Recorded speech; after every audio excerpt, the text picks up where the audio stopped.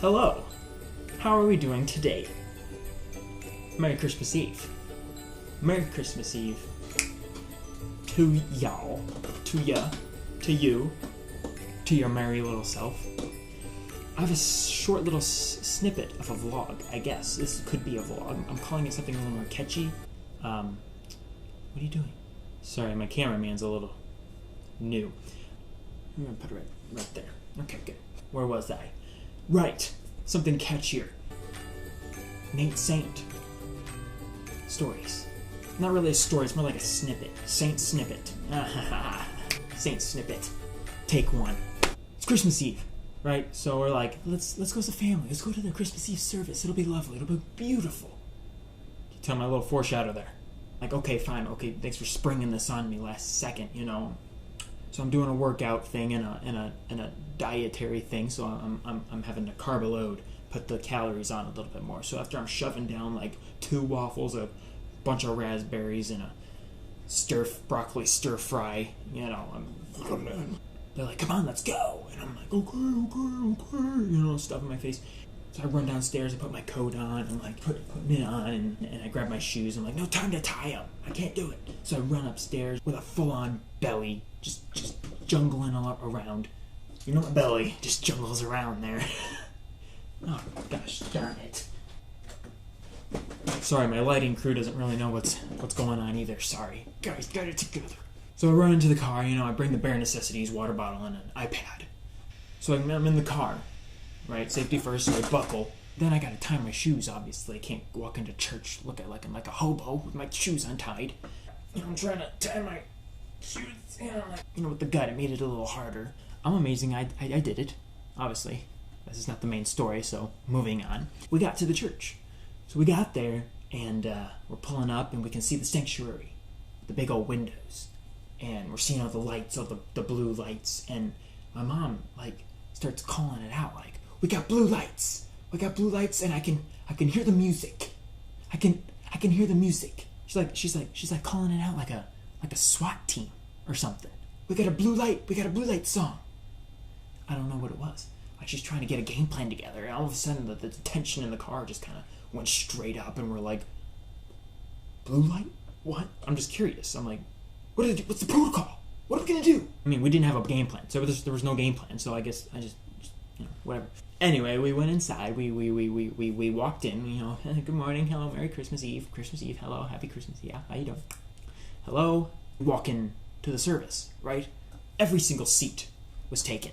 Okay, there were seats set up in the back for extra, and every single one of those was taken. We're just, you know, kind of like moseying around the thing. You know, the service has already started. There's music playing and everything, and right now we're just trying to not make eye contact because, you know, people are singing and they're looking to the front. We're just walking right in front of them, being obnoxious and annoying and a distraction. And you're like, oh, there's no seats. You don't want to be that guy looking around for a seat. You know, it's almost like you feel unwanted, like an orphan. I got no seat. I got no parents. I guess it's a little different, but sorry, bad comparison, I know. But you get the point. So after combing the area, we realized there are no seats. Well, now we're just trying to stand there, not look awkward. You know? It's just where the people standing on the side, you know? Or actually, we weren't even on the side. We were in the worst position to be standing, which is probably the center aisle. I don't know how we found ourselves there, but that's the worst place. That is not a very tactical position to place yourself when there are no seats available and everyone starts looking at you. But we get an usher. We get an usher coming to us trying to help us out, and he's like over there. You know, we're on the left side, left back. He's like at the right front. There are 3 seats. Like there are 5 of us, but thank you. So we go up there. You know, at this point, my mom had like vanished, and that's scary in itself. But as a 21-year-old man, I decided to suck it up and not cry because my mommy had vanished. So I take my brother Luke. I'm like, let's scope the area out. And so we go over there and we look for the 3 seats, and there's nothing. There's nothing there. There's no seats. There was 1 seat. Actually, there were 3 seats, not in the front row, but like 3 rows back. And I look in there and I make eye contact with the guy. I'm like,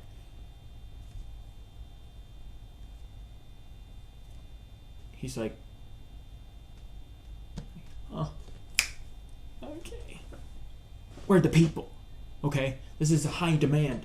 These chairs are in high demand here. But there were no seats. The usher had lied to me. Why would you lie at the church? The Christmas Eve service, come on, man. Anyway, putting that aside, I'm not still brooding, I promise. So there we are again, standing there awkwardly, trying not to make eye contact with people, but then my mother comes into the sanctuary, bearing chairs, and my father directly after her. And I'm like, yes, parents of the year. Which doesn't say much, because there's not much left in the year. We got our chairs and score, yes. But now we're the awkward family who brought chairs into the sanctuary and are sitting diagonal on the side of the sanctuary. Who wants to be those people, right? So as we bring the chairs in, we're setting them up. And of course, no one has ever set up chairs quietly in the history of humanity. So it's like we're all singing, Holy Night. And we're crinking the bang and the ting of the chairs as we're trying to fumble them, trying to put them up. And that's only because no one designs chairs the same. It's like you go to a fold-up chair thinking you got it from the last chair you just unfolded, but no, it's different. Somehow it's different. Some weirdo decided to design them and be a little different and stand out among the crowd. It's like, no, it's a fold-up chair. Keep it the same. Don't reinvent the wheel, buddy. It's not a very complex contraption. There's a hinge, you pull it, the seat comes up, and you got legs. Somehow they flip out. I don't know. I'm not a chair designer. I don't think I've ever unfolded a fold-up chair in a suave or cool way. Ever. I don't think it's possible. I wouldn't. Crisscross applesauce will do me just fine, thank you. Don't need that. I go off to take off my coat, put it on the chair we just set up, after our little folding chair drum solo in the middle of the other songs. And I go to put down this thing that we were given at the beginning when we walked into the sanctuary. It's like a little cup with a candle in it. My dad thought they were kazoos for some reason. I was like, funny, Dad. Sorry, Dad. It was funny. It was funny. It really was. But I tried to put it on the chair, and the chair's got a big slant in it in the seat. So I try to put it on there, and it keeps sliding off. And no matter how you positioned it, it was like balancing a Rubik's Cube. I kid you not. So then I'm over here, and this guy fiddling with a little candle. So I just threw it on the floor. So the songs are over, it's all done. So we finally sit down, and the sermon begins. And it was lovely. It was awesome. It was beautiful. It was well done. Message was great. It was phenomenal. Except for, see, somehow the kids got all these ring pops, and they were all in wrappers. So there was this collective unwrapping of the wrappers mid-sermon. It was like something was bursting, like a horde of some army was bursting from a plastic bag and just about to overtake us all. And you got all the ring pops going in, all these noises. It's like, okay, stay focused on the message. And I now finally understand why they split the kids and the grown-ups up into separate services.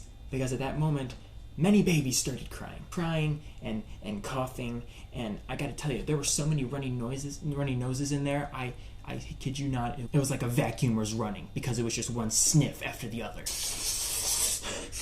was like something was like sucking all the air out of the room.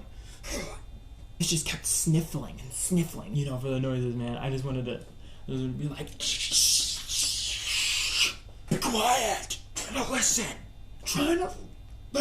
Anthem, there would need to be a very great act of service. And the Savior willingly takes on. And then a baby would cry, and then someone would cough, and then there was a sneeze, and then from a ring pop, and then another sniffle, and I just kid you not, I just wanted to take a fire hose and give all those kids' sinuses a good washing. Sorry, that's a little violent. I swear, I don't know how the pastor did it. It was just, it was like all these little child zombies were coming back to life. It was like there was moaning, there was screaming, there was crying. I saw like 5 women get in a line and literally leave the sanctuary because their babies couldn't keep it down.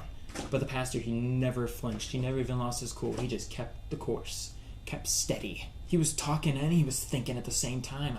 I was just listening, and I could barely do that. And I say all that and I explain all that to hopefully make you laugh at my situation.